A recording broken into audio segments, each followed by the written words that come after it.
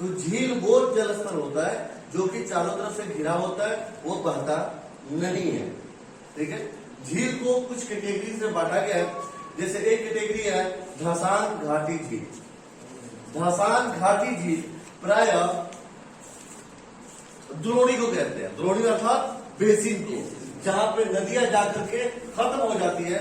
अब ये बहुत बड़ा दलदली एरिया होता है जहां से नदी का पानी कहीं और जाने का जगह नहीं होता है, सारा पानी जाकर के उसमें डंप हो जाता है। ठीक है, तो वहां पे धंस गया तो धसान घाटी झील, ऐसा घाटी झील जहां पे नदियां आकर के पानी अपनी खत्म हो जाती है, पानी आके जमा हो जाता है। ठीक है बाबू, ओके। जैसे अगर छोटे लेवल पर समझे तो आपके खेत, आपके घर का जो पानी निकल रहा है और बाहर जाकर के मान लो गड्ढा नहीं है, पानी निकलता है और ऐसे ही पूरे एरिया में फैल जाता है। देखियो घर किसी पीछे तो दलदल जैसा मिट्टी बन जाता है, तो उस जगह को क्या कहेंगे? धसान घाटी झील। चूंकि वो दलदल होता है, धस जाता है, इसीलिए उसका नाम धसान हो गया। दूसरा क्रेटर झील, आप 3 नंबर में लिखेंगे क्रेटर झील। ये क्रेटर झील का नमूना है। क्रेटर झील क्या होता है? जहां ज्वालामुखी निकलता है ना, ज्वालामुखी होता है ना, पृथ्वी के गर्भ से गर्म लावा निकलता है, तो उस जगह पे जो गड्ढे बन जाते हैं उसको क्रेटर झील कहते हैं। या उल्का पिंड आसमान से गिरता है, जब वो गिरता है तो आ जाइए अंदर, आ जाइए भाई, आ जाइए अमीरुल्लाह, ओके आ रही है। तो क्रेटर झील 2 वजह से बनता है, पहला ज्वालामुखी और दूसरा उल्का पिंड के गिरने से जो जगह बन जाता है उसको क्रेटर झील कहते हैं। आइए आगे जानते हैं गोखुर झील। ये कहां का नक्शा? सेमरा घाट का ये नक्शा है। ठीक है ना, इस नक्शा में आप ध्यान देखेंगे, ध्यान से देंगे, ये मैंने सेमरा का डालने का रीजन यह था कि आप लोग अपने प्रैक्टिकली ग्राउंड से जोड़ सके। हमारे आसपास से झील है तो दूसरी झील के बारे में क्या पढ़ेंगे?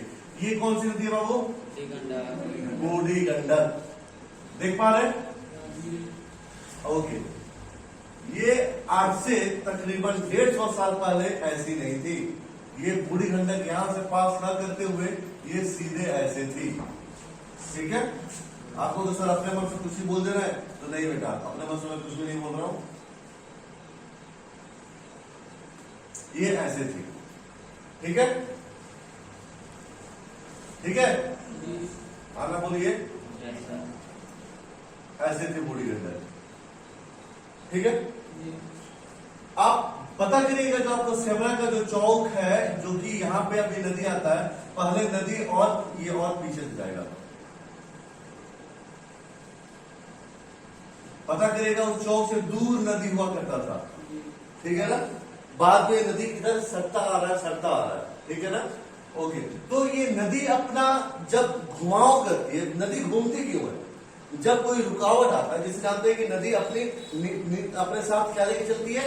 अपवाह लेके चलती है, गंदगी, कचरा, मिट्टी लेके चलता है। तो धीरे धीरे इसने क्या किया कि यह मिट्टी यहां से जब टर्न ले रहा था तो पानी प्रेशर से आकर के यहां टकराता था। ठीक है ना, और टकराते इसको ऐसे करने लगा, ऐसे मोड़ने लगा। एक वक्त आया कि यहां से टकराया तो पानी यहां पे तेजी से टकराएगा ना बेटा, टकरा करके जब यहाँ आएगा तो पानी यहाँ से यहाँ स्लो पड़ जाएगा, अपना मिट्टी यहीं छोड़ देता था।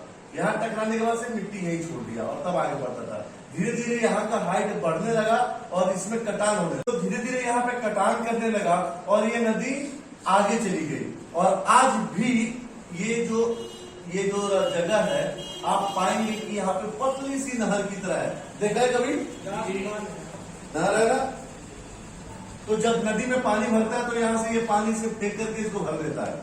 ठीक है ना, ओके। तो अब ये देखेंगे गाय का जो खुर होता है कुछ ऐसा ही होता है। तो गाय के खुर का नाम को हमने गोखुर झील कह दिया। गोखुर झील नदी के द्वारा अपने दिशा में बदलने से जिस झील का निर्माण होता है, जिसका आकार गाय के खुर जैसे होता है, जिसको गोखुर झील कहते हैं।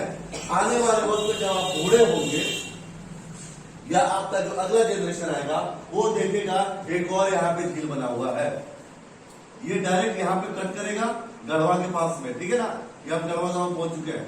ये यहाँ पे सीधे ऐसे चला जाएगा, ये बथरा के सामने से ये तो लोग इधर हो गया, ये यहां तक सेवरा है।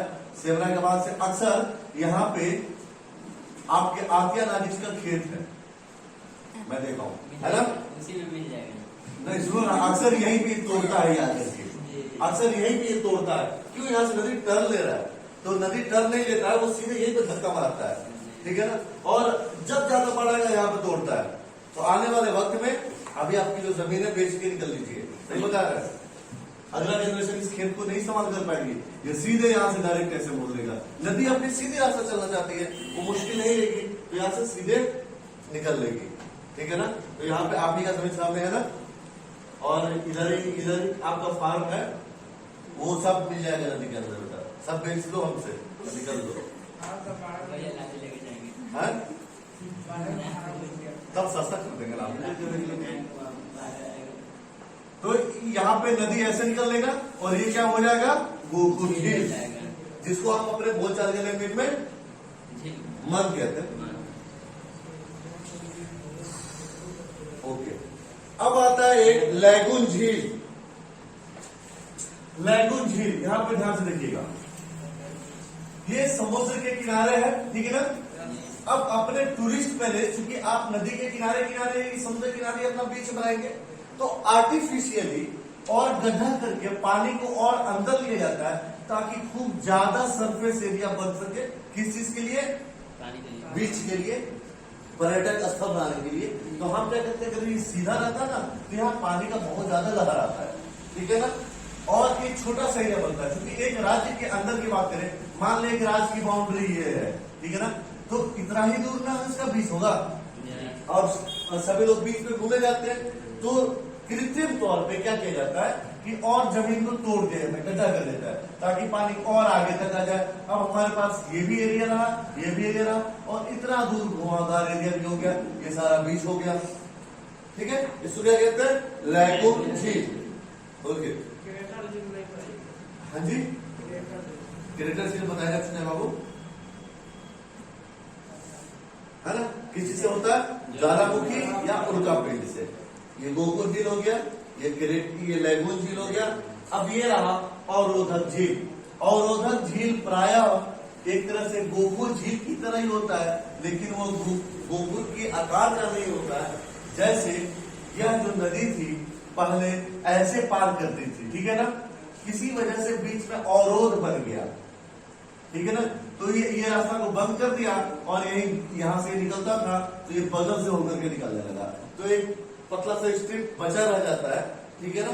उसे अवरोधक झील कहते हैं। जैसे अगर इसके अंदर मान लिया जाए कि यहाँ से ये डायरेक्ट ऐसे चला जाए और आने वाले वक्त में सब भर जाए बिल्कुल, तो एक छोटा सा ऐसा बन जाएगा, है ना? तो इसको क्या कहेंगे? अवरोधक झील। क्लियर? जिसका एग्जाम्पल आपके मोतिहारी में कौन झील है? मोती झील। मोती झील वो अवरोधक झील का उदाहरण है। अब आता है हिमानी झील। हिमालय पहाड़ों के बीच में बड़े बड़े पर्वत श्रृंखला के बीच में जो गड्ढा बनता है, उनके बीच में जो बर्फ के पिघलने से जो पानी जम जाता है, उनको हिमानी झील कहते हैं, ठीक है? ओके, सातवां है भूगर्भीय झील। भूगर्भीय झील वो झील होता है जो पृथ्वी के अंदर से जमीन फूट करके पानी निकलता है। सर ऐसा होता है क्या? जी होता है। अपना बूढ़ी गंडक किसकी उत्पत्ति है? भूगर्भीय झील की उत्पत्ति है। अपनी जो बूढ़ी गंडक है, सुरेश्वर शर्मा का वर्ष निकलता है, ये भूगर्भीय झील की उत्पत्ति है, जो कि भूगर्भ पृथ्वी के अंदर से पानी निकलता है। कैसे निकलता है ये बात की चीज है। ओके, इसी के साथ आपका यह यूनिट समाप्त होता है।